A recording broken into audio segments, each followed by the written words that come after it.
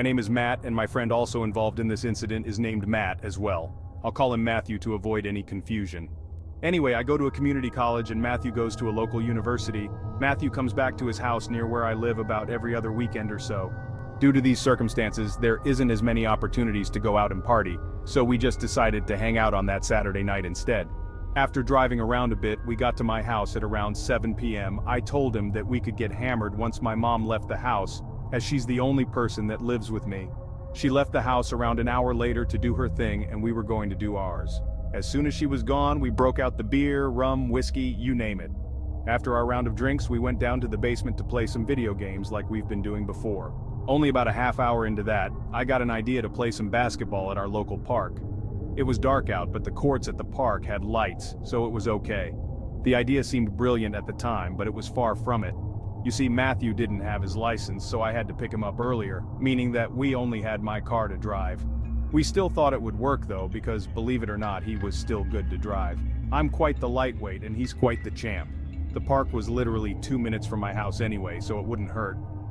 We set for our short drive, and shortly after we arrive, Matthew and I noticed from the parking lot that the court was empty, but the lights were still on. No big deal though, because we saw a couple of cars in the parking lot. We figured that some kids were in the woods to smoke marijuana after finishing their basketball game. This was a completely normal thing to happen in this park, so we simply brushed it off.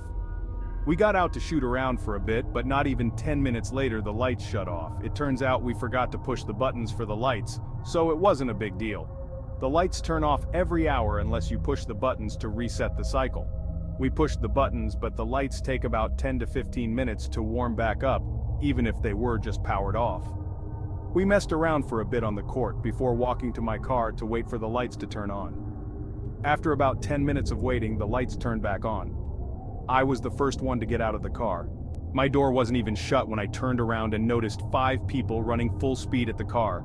I screamed, "Matthew, get back in the car now!" He was just getting out and was confused, but I kept screaming at him to do as I say. He listened and tried to start the car but was having trouble starting it as it was my car he was driving. I helped him start the car and he gunned it. By that time those 5 kids had already surrounded the car, so Matthew's only job was to get us out of there alive. He sped past them and narrowly missed the 2 kids in front of the car. I told him to drive to town nearby rather than my house because I didn't feel safe knowing that those kids were walking distance from my house. We both sobered up at this point, him more than me, so driving 5 minutes to town wasn't an issue anymore. He still drove though, as we still didn't feel safe even getting out to switch seats. Luckily, those kids didn't follow us during the ride. We got to town and got some snacks at the gas station before heading back to my house in the opposite way. We hardly spoke about it until we got back simply because we were shaken.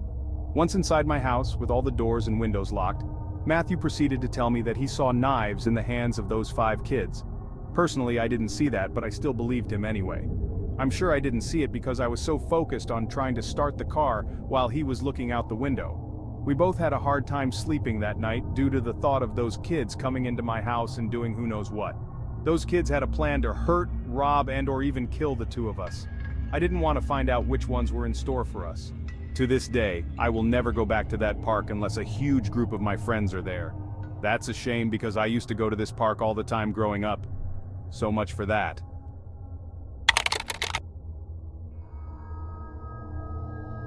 This happened a couple of years ago, but I often think about it and what this person's intentions were. Disclaimer, it isn't the most exciting story. So, a couple of years ago, probably 2018, me, a 23-year-old male. I'm outside of my mother's house close to midnight. It's dark in a neighborhood, no one outside, and it's quiet and chill. I'm smoking a joint by my car, just listening to music and vibing quietly. I see a person walking up the street towards me. Nothing to be alarmed about. She gets close. She is a cute mid-30s woman, sees me smoking and asks if I have a cigarette. She was friendly. I say no, but we have a nice quick chat. Plus, every young man has fantasies of a cute woman walking towards them looking for, well, you know what I mean. Haha, you never know, but definitely just a fantasy and wishful thinking. I wasn't going to that route, haha. So, during our quick chat, probably only a minute or so she calls her husband. I don't recall exactly how I knew it was her husband, but I believe she mentioned him in our chat. This is an older memory. This is what creeped me out. She says on the phone, "Hi honey, oh my god, I think I found one." She was excited about it, but in a weird way. Hard to explain, but it sounded sinister. It creeped me out and gave me red flags. Plus, I'm thinking, found what? I already said I didn't have a cigarette, plus, she is just walking around the streets. She and her husband are looking for something. What does that even mean? So while she was still on the phone, I just turned around, went inside and locked the door. I don't know what to think of it to this day. What could she have meant? Into. Worst case, they were gonna rob me or do something awful and weird. What do you think was her deal? TLDR was hanging by my car smoking a joint outside my house in a neighborhood late at night. A woman walks up, asks for a cigarette. I say I don't have one and we briefly chat. After a moment she calls her husband and then, super creepy vibes, she says, "Hi honey, I think I found one." Got immediate red flags. Didn't know what she meant by found one when I clearly didn't have a cigarette, and her husband is probably nearby. I went inside and locked the door. That was that. Years later, I'm still wondering, WTF?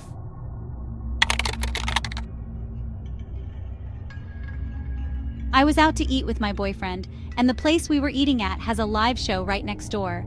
We decided to listen outside to some of the bands playing once we were done eating. Shortly after going outside, this girl comes up to me and starts talking to me about all kinds of things. The first thing she did was compliment what we were wearing.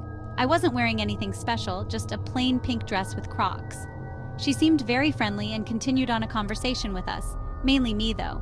I figured it's because I have piercings and a tattoo. Maybe that's why? I also kind of chalked it up to her being drunk or just overly friendly. Eventually, she asked me a weird question that I didn't really understand and can't recall. Something along the lines of, "What's your purpose here?" or something.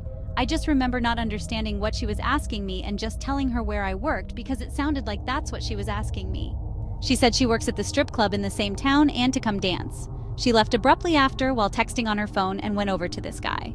After turning the corner, my boyfriend told me to check and see if I was being followed. I looked behind my shoulder and didn't see anybody. I walked a little further and looked back again, and there was the guy. He was walking extremely quick and caught up pretty fast. He followed me all the way to my car, which was at least a mile away, until we got in and locked the doors.